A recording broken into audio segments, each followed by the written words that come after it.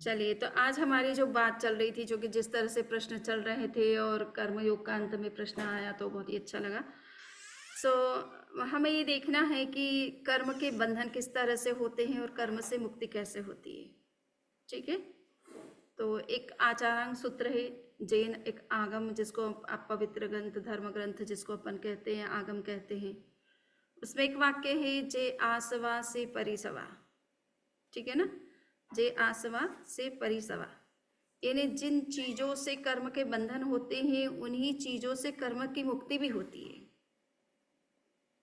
ठीक है, मकान में आप प्रवेश करते हो तो भीतर आने का द्वार और बाहर जाने का द्वार अलग अलग होता है क्या आपका, है ना। एंट्रेंस और एग्जिट दोनों ही एक ही गेट से होते रहते हैं, पर फर्क क्यों कहाँ पड़ता है कि एक बार आप उसको एग्जिट कहते हो और एक बार उसको एंट्रेंस कहते हो। फर्क क्या हो गया, एक ही गेट है, फिर वहाँ पे एक एग्जिट और एंट्रेंस।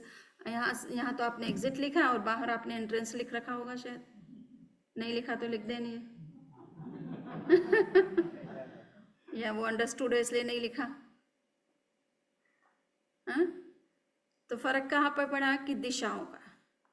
आप अंदर की तरफ आते हैं तो एंट्रेंस और बाहर की तरफ जाते हैं तो एग्जिट हो जाता है, यानी आप किस तरफ मुख कर रहे हो, आपकी डायरेक्शन किस तरह की है। सो जैसे ही लाइफ में डायरेक्शन चेंज होती है वैसे ही सारा जीवन, सारा सिनेरियो चेंज हो जाता है लाइफ का। क्लियर। सो हम जिन प्रवृत्तियों से कर्म के बंधन करते हैं उन्हीं प्रवृत्तियों से हम अपना मोक्ष भी कर सकते हैं। अब हमें इसको समझना है थोड़ा डीपली कि हमें डायरेक्शन तो चेंज करना ही पड़ेगा। ये नहीं कि आप सेम डायरेक्शन में, सेम लाइन में आप वर्क करते रहें सेम तरीके से, आपको अपनी डायरेक्शन चेंज करनी पड़ेगी। सो 5 कारण बताए जाते हैं कि कर्म के बंधन 5 कारणों से होते हैं। एक फर्स्ट कारण है जिसको कहा जाता है मिथ्यात्व। मिथ्यात्व का मतलब है कि आपको अपने सेल्फ के बारे में ज्ञान नहीं है।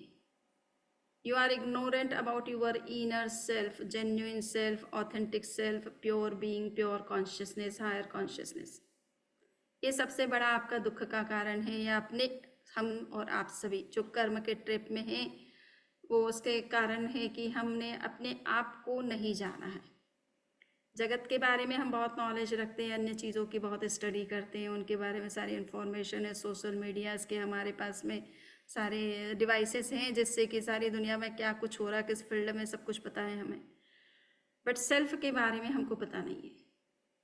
और उसके कारण से क्या होता है कि जब आपको बाहर का नॉलेज है तो आप बाहर की तरफ ही वो चीज़ें करेंगे, आपका एक्शंस जो है उसी डायरेक्शन में होंगे जिसका आपको नॉलेज है नहीं।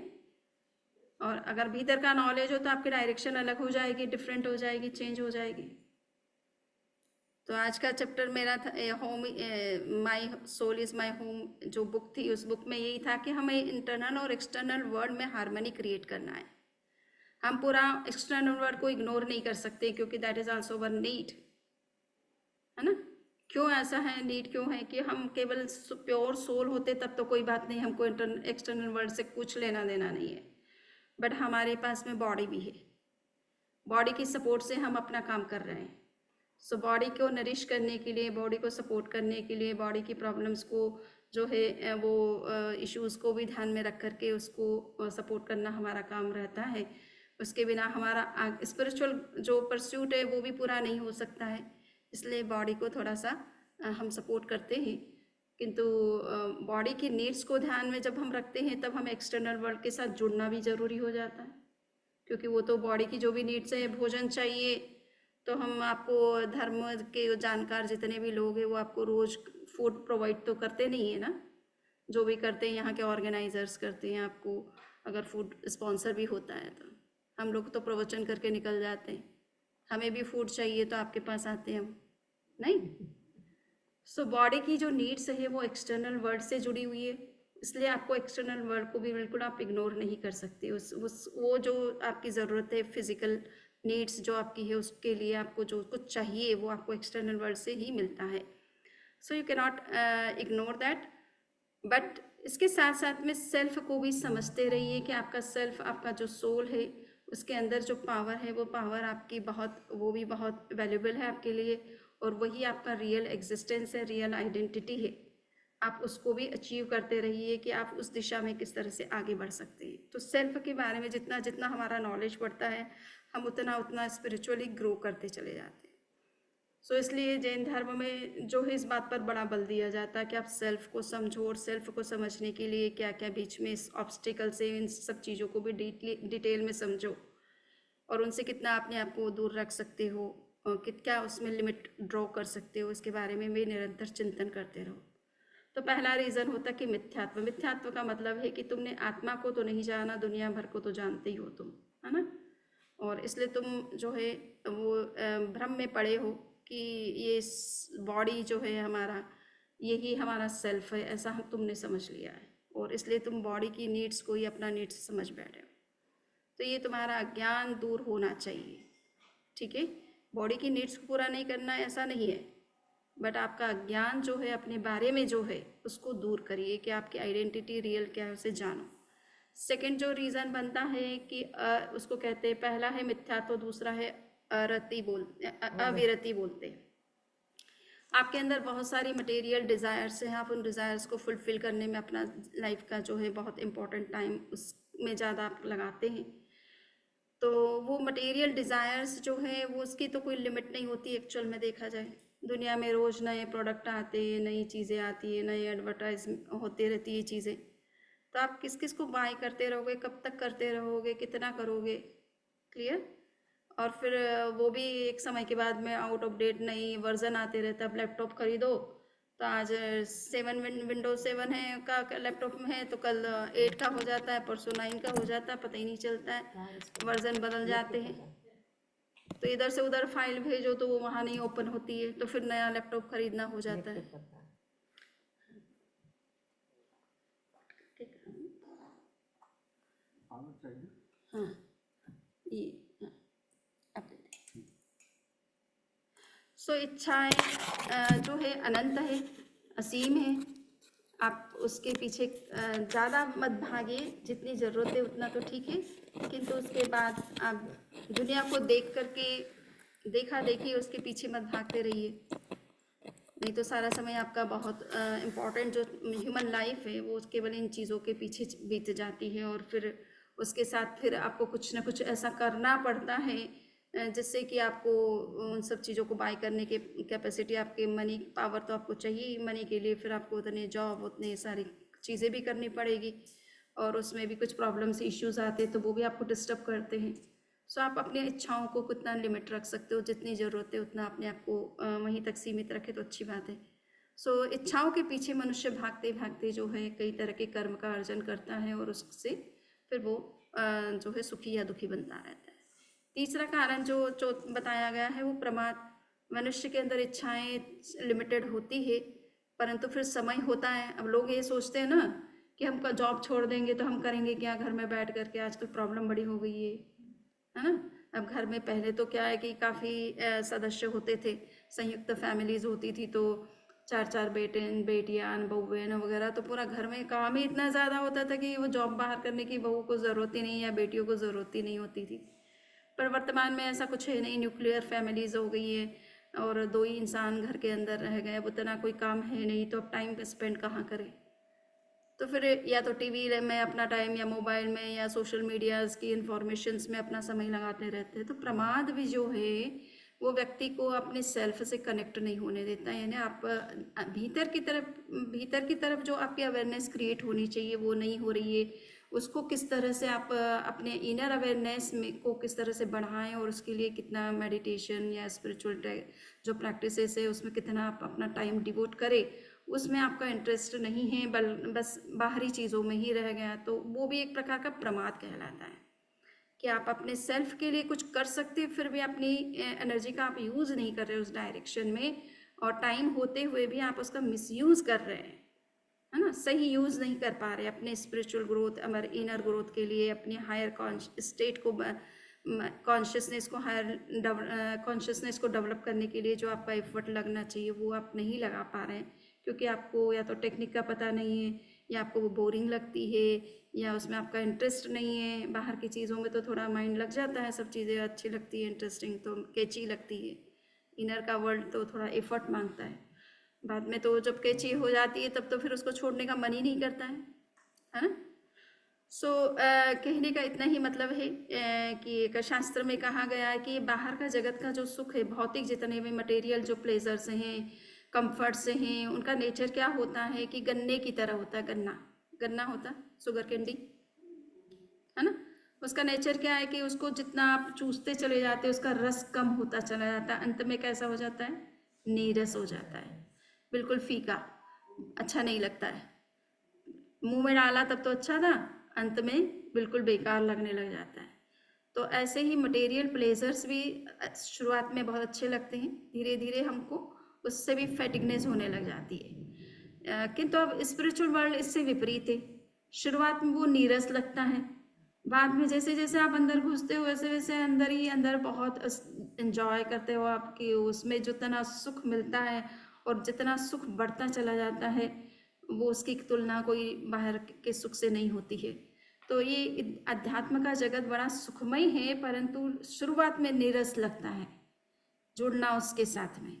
तो इसलिए लोग, आम व्यक्ति जो है उससे जुड़ता नहीं है और फिर वो भटकता रहता है इस जगत में। सो ये है प्रमाद।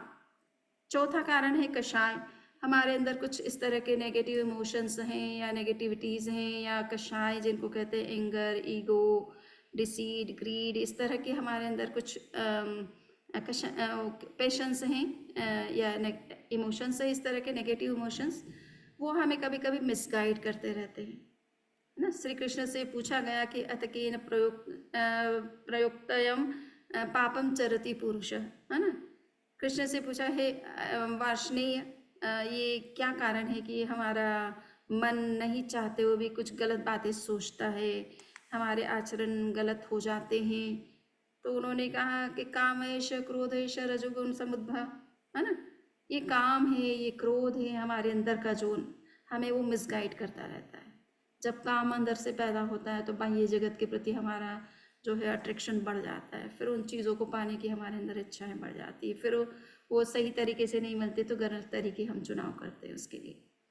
तो ये काम क्रोध हमारे अंदर जो होता है, मद मोह, ये सब चीज़ें भी अंदर में है और उसके कारण से हमारी चेतना मिसगाइड होती रहती है। तो उनसे भी मुक्त होने का निरंतर व्यक्ति को प्रयास करते रहना चाहिए। उसका प्रभाव चेतना पर कम से कम कैसे हो, उसके लिए मेडिटेशन और जो एक कंटम्पलेशन जिसको हम अनुप्रेक्षा कहते हैं, भावना कहते हैं, उसका अभ्यास निरंतर करते रहना जरूरी है। नेक्स्ट जो लास्ट है वो है कि योग।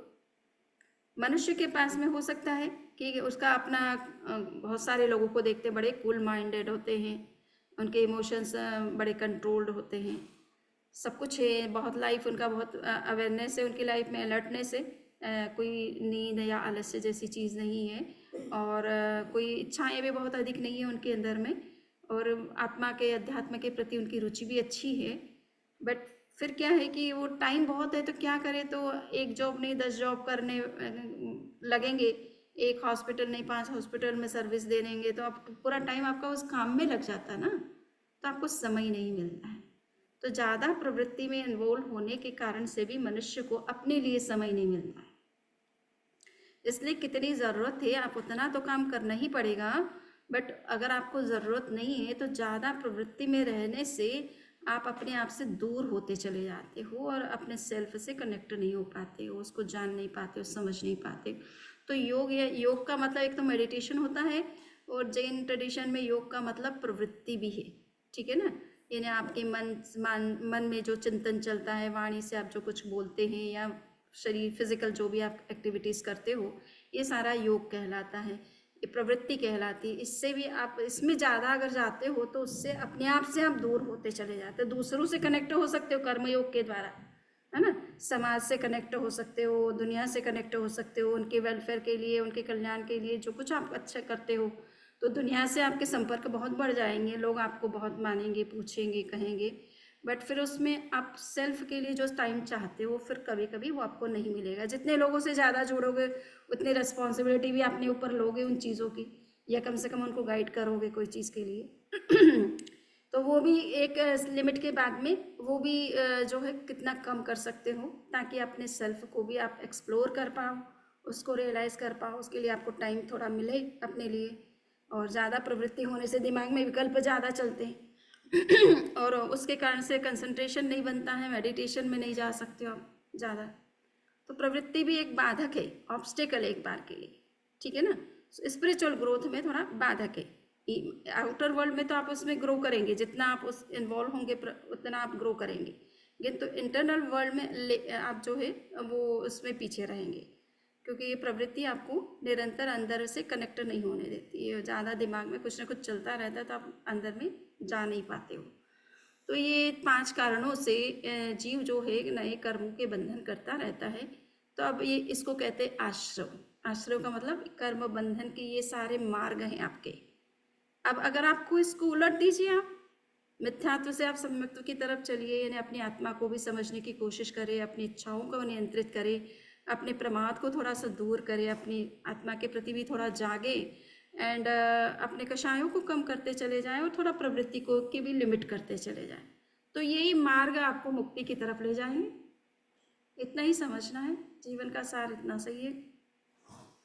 सो इन्हीं विचारों के साथ आज के इस वक्तव्य को संपन्न करते हैं। किसी के कोई प्रश्न हैं तो 2-1 मिनट में कर सकते हैं।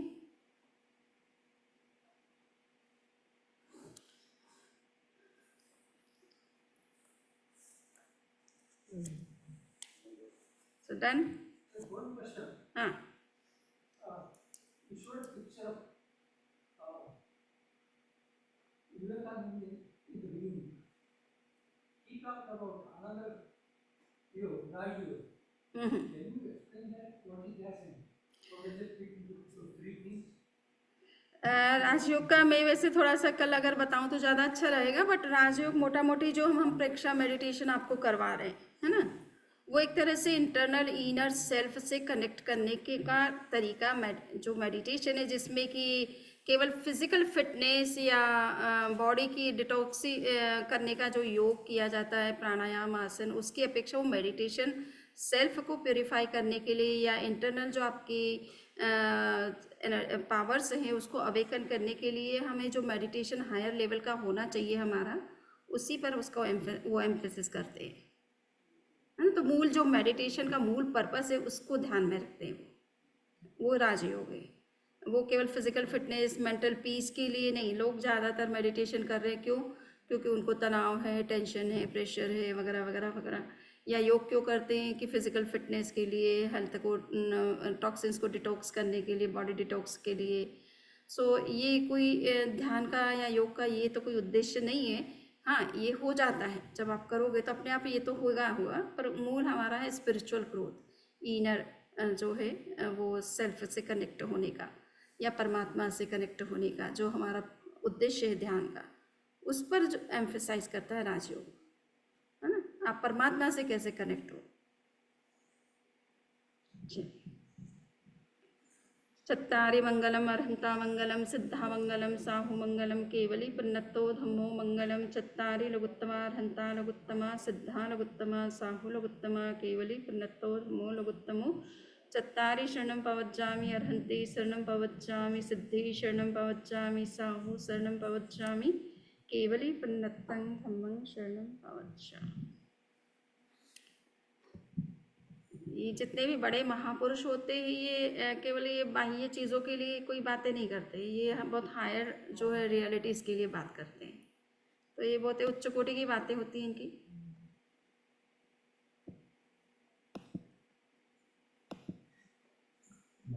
चलिए ठीक है। Tomorrow we'll meet morning 9 o'clock. In the evening 4 o'clock will be like question answer. Today we did it. So everybody please come here, and then also come make it here. Take a look on Zoom also. And please wear mask when you enter here.